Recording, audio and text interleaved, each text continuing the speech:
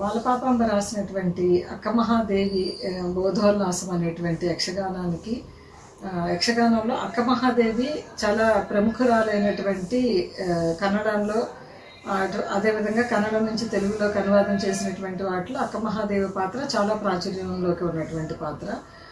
అక్క అనేటువంటిది గౌరవనామంగా చెప్తారు.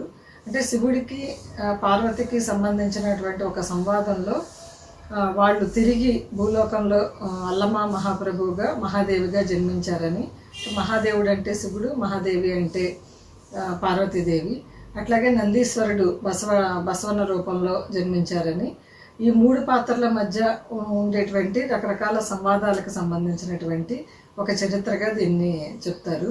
అంటే అక్క మహాదేవికి సాధారణంగా ఇప్పుడు భక్త మీరాబాయి లేదా తరగొండ వెంగమాంబ ఇట్లా భారతీయ అంటే ఒక